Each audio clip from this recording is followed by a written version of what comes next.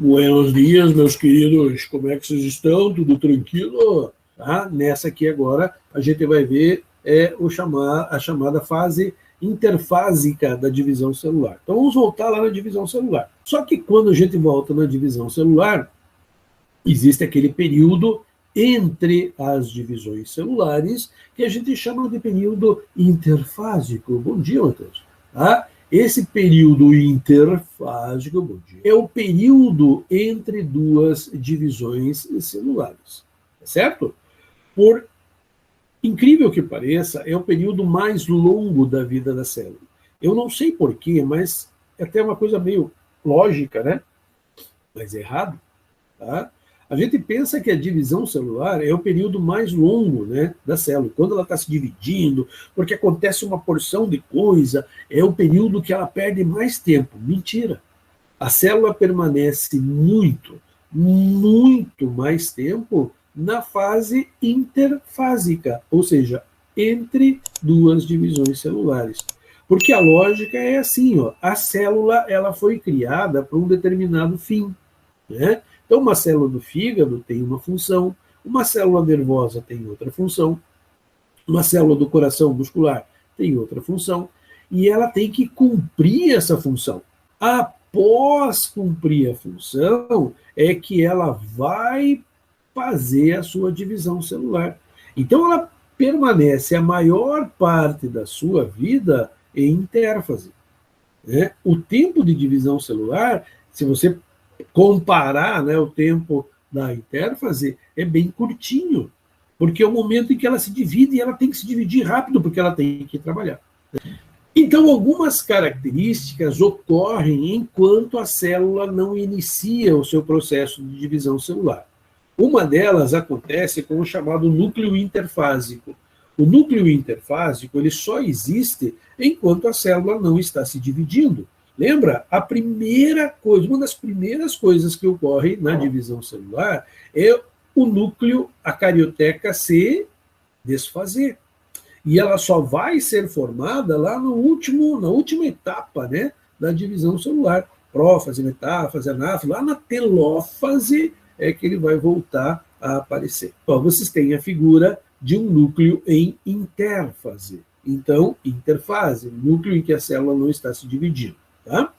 Então, todo ele é recoberto, só para a gente lembrar, por uma estrutura chamada de membrana nuclear, que é essa aqui, ou carioteca, né? A tecazinha, carioteca é essa membraninha que vocês estão vendo aqui.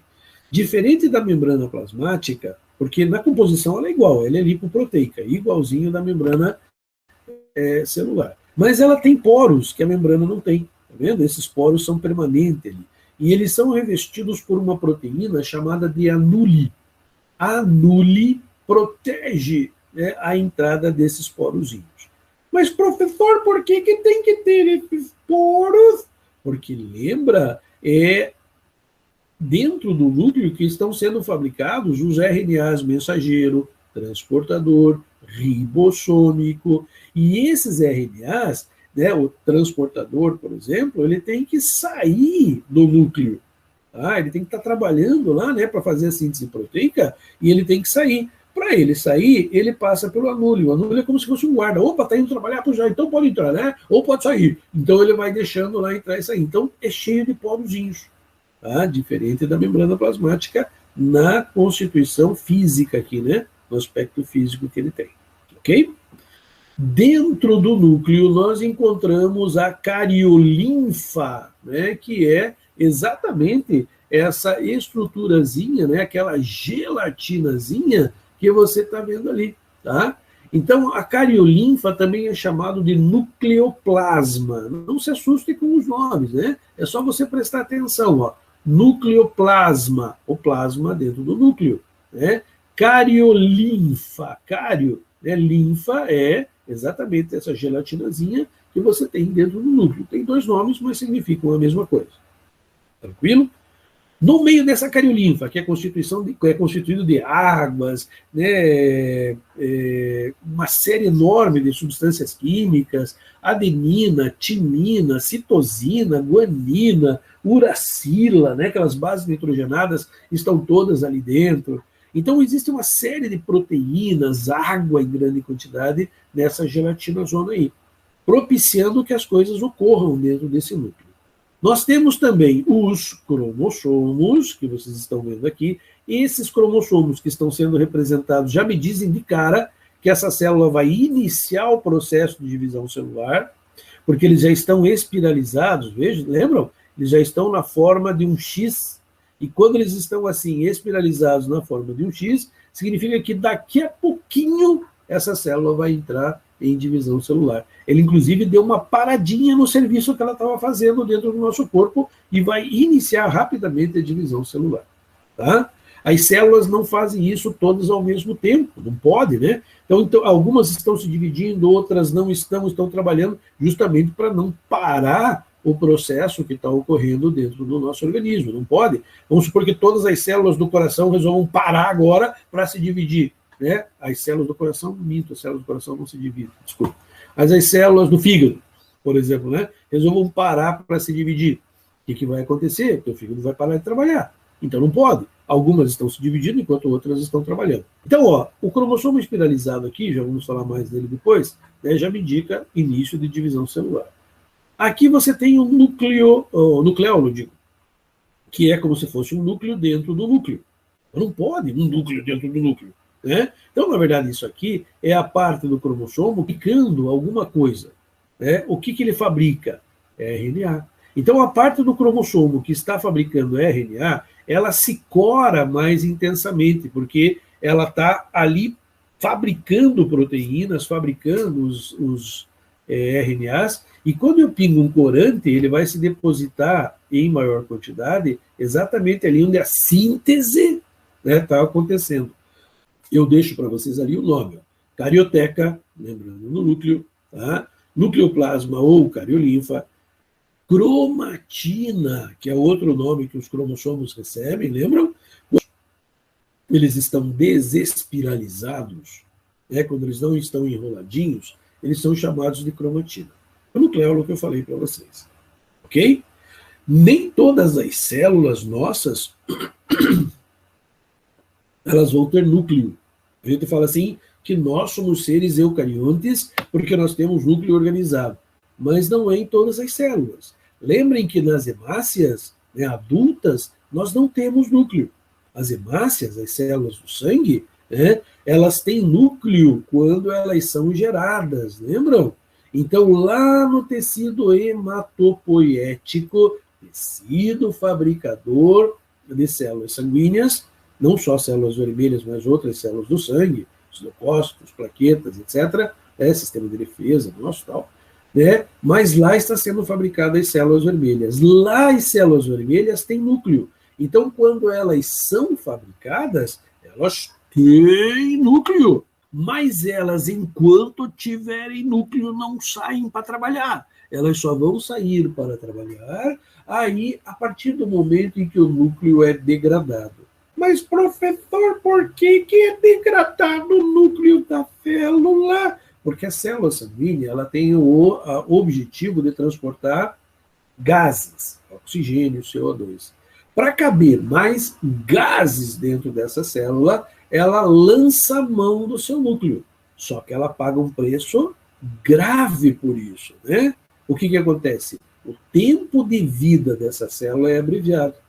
Quando ela nasce, só para vocês entenderem, quando ela tem núcleo, o núcleo está fazendo a síntese proteica, está fabricando proteínas. Então, está fabricando inúmeras proteínas que são essenciais à vida dessa célula. A partir do momento que o núcleo sai fora, vai degradando devagarzinho, né, deixa de existir, também para a síntese proteica. Então, a célula só vai sair para trabalhar com aquelas proteínas que foram fabricadas lá no tecido hematopoético, enquanto ela estava lá. Quando ela saiu, parou a fabricação de proteína. E essas proteínas, então, essas enzimas, elas vão funcionando, mas elas vão degradando, parando de trabalhar né, conforme o tempo vai passando. E automaticamente a célula sanguínea começa a morrer. Tá? E aí ela morre mesmo. E aí uma célula sanguínea morta, uma célula de hemácia morta, vai chegar até o fígado ou, como é o nome daquele órgão que dá aquela fisgadinha na lateral ali do nosso corpo, quando a gente corre muito, o baço, né? Então vai chegar lá no baço e o baço elimina essa célula morta ali. Ao mesmo tempo, nós estamos produzindo mais células vermelhas para trabalhar. Bom, aí a gente entra, né, nesse período que nós estamos na intérfase, aonde a principal característica é a duplicação das organelas celulares. Então tudo vai duplicar dentro da célula, porque ela vai se dividir, ela tem que levar isso junto com ela, inclusive o material genético, né? Então, para isso, o que vai acontecer? Ela vai ter que aprimorar as reações químicas lá, fazerem elas acelerarem para construir tudo o que ela precisa. No núcleo interfásico, no núcleo que não está, esse aqui é melhor do que aquele primeiro desenho, né? Porque esse aqui, digamos assim, logo depois da divisão, a célula está trabalhando, você consegue ver aqui, ó, que os cromossomos eles estão desespiralizados. E existe um pedacinho que está enroladinho. O pedacinho que está enroladinho, parecendo uma molinha aqui, ó, né, que vocês estão vendo nesse desenho, é chamado de heterocromatina. E o pedacinho que está desespiralizado é chamado de eucromatina. Então, o cromossomo tem a heterocromatina, a partezinha enroladinha, e a eucromatina, que é a partezinha, né, que está ali desespiralizada. Então, isso aqui está trabalhando, isso aqui está produzindo todas as proteínas que estão nos mantendo vivos. Se eles pararem, nós morremos. Então, veja, não pode. Mas veja que bagunça, que zona, né, de filamentos está dentro da célula, um passando por cima do outro e tal, e tal, e tal. Não dá para a célula se dividir assim. Porque as chances de um cromossomo enroscar no outro e você ter células com um cromossomo a mais, células com um cromossomo a menos, é muito grande. Então, ela só está assim, ó, desespiralizado, e isso aqui, né, é chamado de cromatina no total, né? Então, a cromatina é formada pela heterocromatina e pela eucromatina só enquanto a célula não estiver ainda em seu estágio de divisão celular. Então, ela está assim. E à medida que ela se prepara, então, para a divisão celular, ela vai enrolando, vai compactando o cromossomo, para ficar mais fácil, não haver, né, a possibilidade de um cromossomo enroscar no outro. E aí ela vai passar por 3 fases, tá? Isso antes da divisão celular. G1, lembram? S e G2. Isso aí. Tem muita gente querendo, não, eu me lembro, o senhor falou isso aí, né? Então, ó, G1, S e G2, G1 é HAP1, S é síntese e G2 é HAP2. Então, primeira parada, por que ele faz uma parada? Para verificar se tudo está certo. Existem proteínas, né, que vão fazer esse controle para ver se está tudo jóia. Aí, se tiver tudo jóia, ele vai para a síntese. Síntese é o quê? Fabricação. Fabricação do quê? O cromossomo ele tem que se dividir em 2 também, na hora da divisão celular. Então, o que o cromossomo vai fazer? Ele vai formar uma perninha a mais. Né? Então ele vai ficar lá na forma de um X. Antes ele estava na forma assim, né? Tá? Aí quando ele se dividir, ele vai fazer o quê? Ele vai formar, né, um outro segmento dele, né? Um outro segmentozinho. Por quê? Quando ele se dividir, essa partezinha vai para uma célula e essa partezinha aqui vai para outra célula. Então ele tem que se duplicar. Tá? E é nessa fase de síntese que nós vemos a duplicação do cromossomo. G2 é uma segunda parada para que ele verifique, né, se está tudo normal de novo. Tá? Não, está tudo normal, aí a síntese deu legal, né, com o cromossomo aí, como é que está? Duplicou? Duplicou, então beleza, vamos seguir, né, o nosso caminho. E aí a célula entra em divisão celular. Tá? Normalmente a gente diz assim, que G1 e G2 existe a síntese de RNA. Tá? E no S, você tem a síntese do DNA. Então, no G1 e G2, produzindo RNA lá, né? Para a célula continuar produzindo as proteínas, não parar.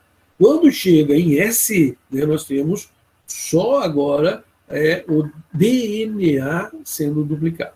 Tranquilo?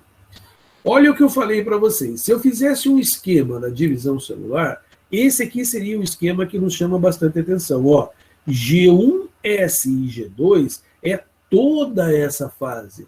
Então, veja que ele é muito... Ó, o tempo que ele passa aqui, ó, em G1S e G2 é muito mais comprido do que ele passa aqui, por exemplo, na mitose.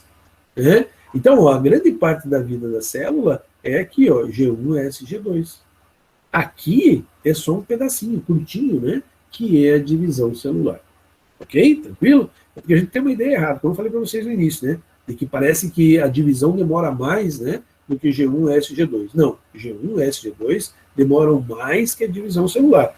Muitas questões do vestibular sobre isso, tá? Então fique esperto. Ok?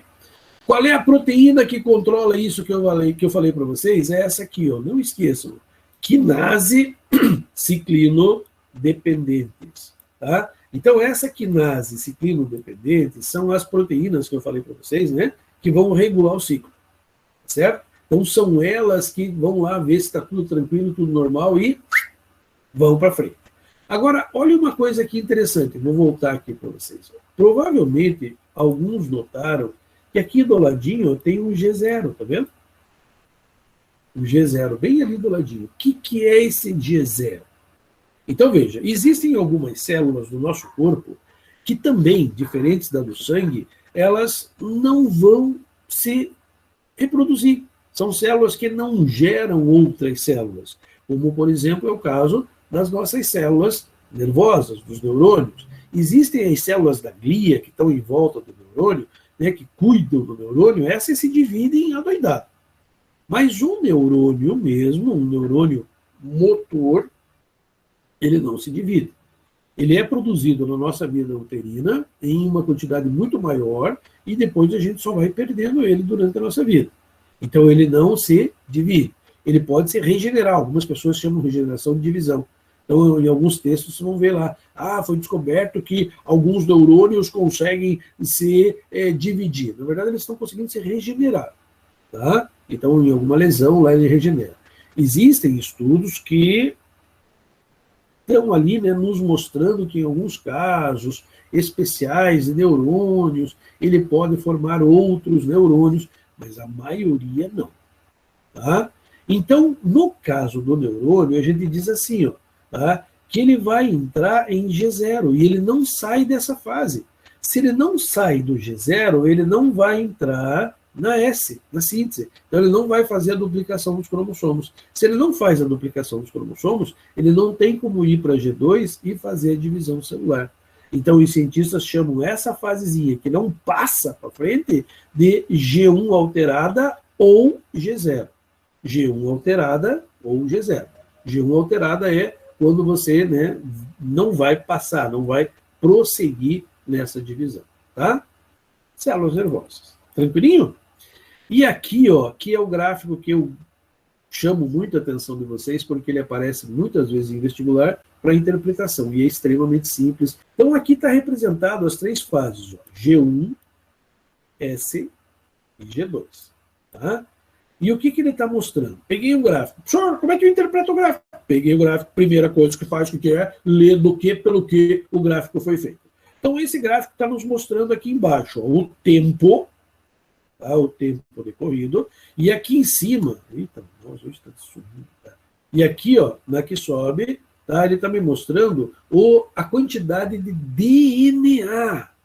DNA. Então, observe, no início da divisão celular, eu tinha uma quantidade em módulo de 4. Vamos por lá, 4 de DNA. Tá? Essa quantidade, ó, em G1, tá, era normal. Quando ele chega na síntese, ó, que o cromossomo estava assim, ó, finalizadinho aqui, bolinha, continuava aqui. Tá? Então estava assim. Então ele está aqui no G1. Quando ele vai para a síntese, o que está acontecendo? Ele está ganhando um bracinho. Então ele está ficando mais ou menos assim, né? Um bracinho do lado de cá, bracinho do lado de lá.